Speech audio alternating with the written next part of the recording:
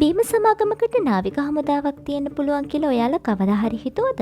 මේ ගැන මීට පෙර දන්නවද? 1989 අවුරුද්දේ පෙප්සි සමාගම ලෝකයේ 6 වෙනි විශාලතම නාවික හමුදාවේ අයිතිකාරයෝ වෙනවා. ඒ කාලේ සෝවියට් දේශයේ මිනිස්සු පෙප්සි වලට ගොඩක් ආශ කළා.